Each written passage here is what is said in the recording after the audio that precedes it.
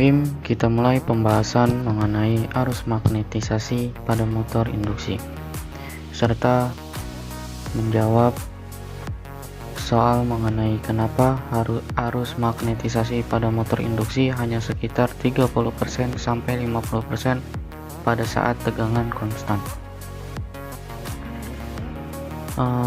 Pertama-tama, mari kita mencari tahu apa itu motor induksi.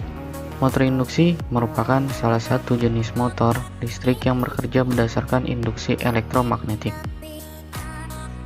Motor induksi memiliki sebuah energi yang berada di sisi stator, sedangkan sistem kelistrikannya berada di sisi rotornya, yang kemudian diinduksikan melalui celah udara dari stator dengan media elektromagnet. Hal inilah yang menyebabkan motor tersebut diberi nama dengan motor induksi.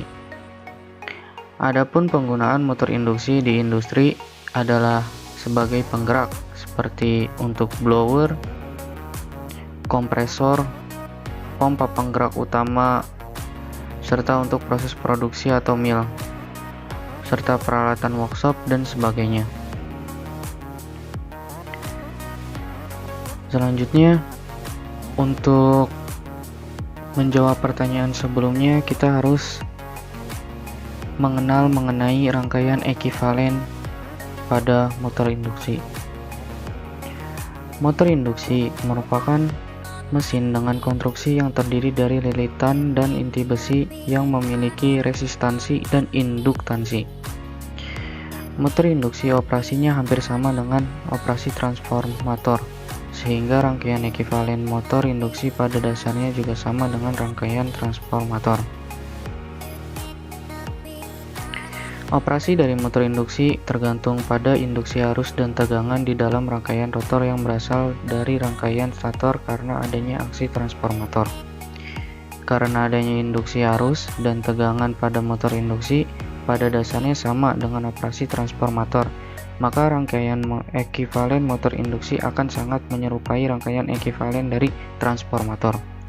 Motor induksi disebut juga dengan single excited mesin, sebab daya hanya disuplai oleh rangkaian stator.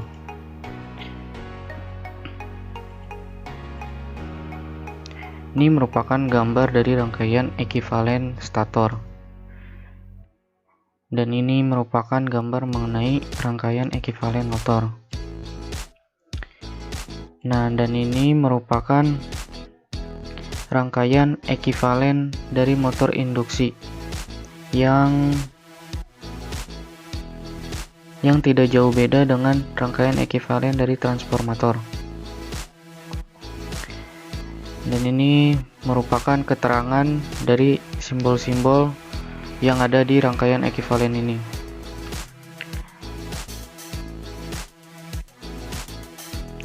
Selanjutnya, karena mesin induksi tidak memiliki rangkaian medan, maka pada modelnya tidak terdapat sumber tegangan EA, sebagaimana dijumpai pada mesin sinkron. Rangkaian ekivalen per fasa pada transformator dapat menggantikan operasi dari induksi.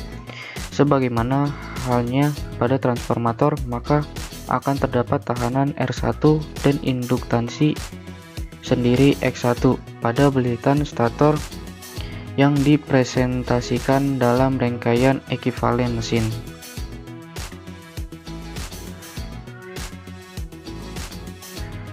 Tegangan stator S1 dikoppel terhadap terhadap sisi sekunder ER, sebagaimana halnya transformator ideal dengan rasio belitan AF. Rasio beban ini dengan mudah dapat ditentukan pada motor induksi rotor belitan, yang mana dasar rasio ini merupakan banyaknya konduktor per fasa pada rotor. Akan tetapi, tidak demikian halnya dengan motor induksi sangat sangkar tupai, karena tidak terdapat belitan pada rotor tersebut. Tegangan ER pada rotor akan menghasilkan arus karena rangkaian rotornya terhubung singkat. Impedansi rangkaian primer dan arus magnetisasi dari motor induksi sama halnya dengan komponen-komponen yang dijumpai pada transformator. Hal yang membedakan dari rangkaian ekivalen tersebut pada motor induksi dikarenakan terdapatnya variasi frekuensi pada tegangan rotor. Ketika belitan diberikan pada belitan stator, maka tegangan akan diinduksikan pada belitan rotornya. Pada umumnya, gerak relatif yang lebih besar di antara rotor dan medan putar stator akan menghasilkan tegangan dan frekuensi motor yang lebih besar juga. Gerak relatif yang terbesar terjadi saat rotor dalam keadaan diam atau disebut dengan keadaan blok rotor. Sebaliknya, frekuensi dan tegangan terendah timbul saat rotor berputar pada kecepatan yang sama dengan kecepatan sinkron sehingga tidak terdapat pergerakan relatif. Magnitud dan frekuensi tegangan induksi rotor pada saat berputar sebanding dengan selip rotornya, sehingga besaran tegangan induksi rotor dalam kondisi rotor terkunci disebut dengan ero. Sedangkan untuk selip pada suatu putaran tertentu dirumuskan dengan ero sama dengan zero. Dan frekuensi induksi pada selip tertentu dirumuskan dengan Fr sama dengan SFE, S kali F kali E. Tahanan dari rotor RR bernilai konstan atau tidak tergantung pada selip. Sementara itu pada reaktansi rotor besarnya dipengaruhi oleh selip. Reaktansi rotor tergantung pada induktansi rotor, frekuensi, tegangan rotor, dan arus pada rotor. Bila induktansi rotor LR, maka reaktansi rotor adalah sebagai berikut. XR sama dengan RLR sama dengan 2FR LR sebanding dengan FR sama dengan SFE, sehingga XR sama dengan 2SFE LR sama dengan S dalam kurung 2SFE LR sama dengan SXRO.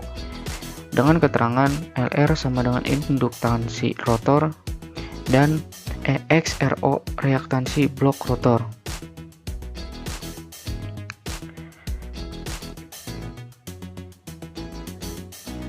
Ini merupakan rangkaian ekivalen rotor arus induksi. Dari rangkaian tersebut didapatkan IR sama dengan ER per RR plus JXR. IR sama dengan ER per RR plus JXRO. IR sama dengan ER per RR per S plus JXR, di mana keterangan IR sama dengan arus rotor, ER sama dengan tegangan induksi pada rotor, RR tegangan rotor, serta XR sama dengan reaktansi rotor. Dalam teori transformator, analisa rangkaian ekivalen sering disederhanakan dengan mengabaikan seluruh cabang magnetisasi atau dengan memindahkan langsung ke terminal. Pendekatan demikian tidak dibenarkan dalam motor induksi yang bekerja secara normal karena adanya celah udara yang menjadikan perlunya suatu arus magnetisasi yang sangat besar, sekitar 30% sampai 50% dari arus beban penuhnya. Jadi untuk jawaban pertanyaan yang sebelumnya, kenapa arus magnetisasi pada motor induksi hanya sekitar 30% sampai 50% pada saat tegangan konstan? Jawabannya adalah karena pada dalam motor induksi yang bekerja secara normal terdapat celah udara yang menjadikan perlunya suatu arus magnetisasi yang sangat besar, sehingga arus magnetisasi sekitar 30% sampai 50% dari arus beban penuhnya. Sekian dari saya, kurang lebihnya mohon maaf.